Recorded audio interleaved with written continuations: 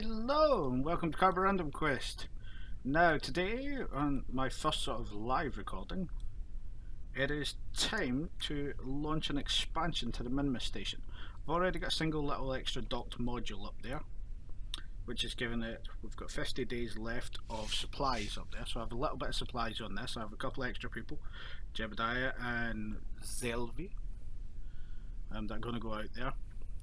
They have some extra supplies and I'm going to do another supply run afterwards, but this is to expand the living space and the habitation rate, which means that I can do longer cycle jumps, time warp jumps between sending science, because I want to try and get as much as possible up there. And I've done a few jumps to Minmus to try and get as much as possible, so we have a lot processing at the moment. So, without further ado, the deafening noise in my headphones. That sounds really good.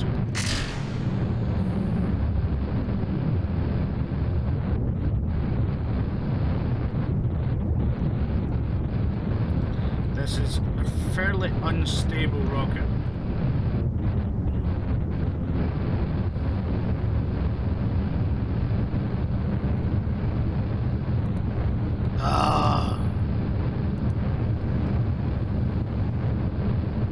Good old TAC, for some weird reason it randomly turns on. This is the third time I've relaunched this and for some weird reason that turned on again, I don't know why.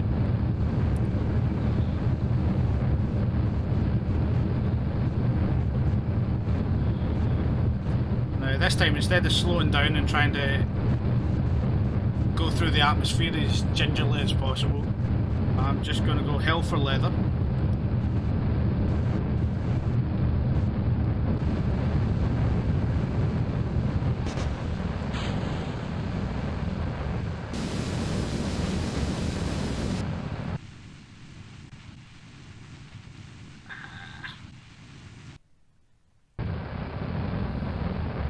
There we go.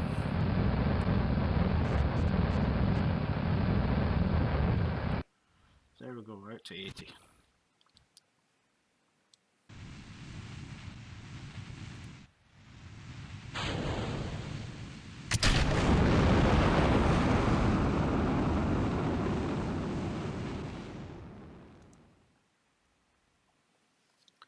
And there we go, we have separation from the main stage. We're just lining up for our next transfer.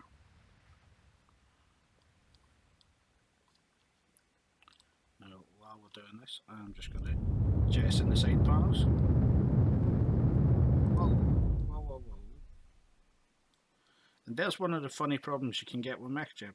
Try to execute the node straight away for some unknown reason. There we go. Bringing it into an orbit. Node. 9.6 meters per second, not much at all. Now, if you actually look at my delta V current, I've got 1600. Obviously, this is over-engineered because I didn't know how much it'd take me. So because I've got this amount of delta V, what I'm going to do is I'm going to try and keep this fuel container, this second stage of the rocket system. I'm going to try and keep it on and dock to the station with it still on. And then from there transfer any remainder of the fuel from this across, because as part of my over engineering I didn't notice that it had monopropellant on this section. So now we're on to docking and sorting out other parts of the space station. So I've done a Scott Manley here and I've just jumped ahead in time because it took really long to get everything sorted out and transferred. So we're just taking the fairing off of the rear part of that module, transferring across a pilot because it's not remote controlled, unlike most of the stuff that I fly. And then I thought this little bit here was a work of genius. Instead of having to maneuver everything around because I want to put it where this lander is, I just undock everything and rotate the station. So after messing about with the station for a couple of minutes and trying to figure out which piece was in control of it, I got it to rotate, got my lander to drift back in. It's actually occupied, but these landers are all remote control, which is why I like them so much. You can put anybody in them and they fly perfectly. And then taking the new station section without ejecting the rear part of the module again, and trying to get it rotated, and not being happy with it because it's at a slight angle, so I undocked it and reattached it, and it's still at a slight angle, but I can live with it. And there we go, extending the extra solar panels that come with this. Okay, now on to the next stage. We need supplies up here. So here is my gigantifuntic supply rocket. It's nice and simple. It's a remote controlled station core with two supply canisters, two large USI supply canisters on the back end of it, which will give the station more than it requires.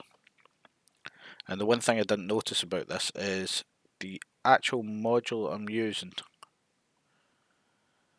I think the module is a science bay or something like this. Something along these lines. I ended up with an extra science lab on the station, which isn't a bit of a problem. It's a bit funny managing the data on it, but it was kind of useful in a way.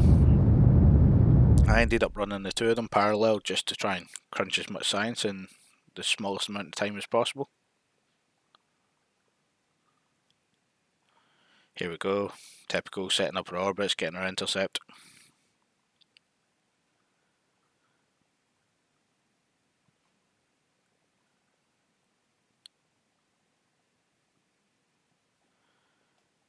And the usual pernicketiness of trying to sort out an orbital interception.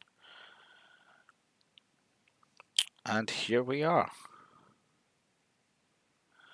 So this has been set up with some parachutes so that it can be recovered, but I doubt I ever will. And then the last stage of this is something that beautiful happened. That last science module, because some of the SSTU modules don't have internal IVAs yet, I completely missed it, sent up 3 extra people. So I sorted out everybody, left the scientists that want to leave, and then using this Boeing equivalent module, recovered everybody else. So that's us for the moment. The next time we'll be trying to grab some Karborundum.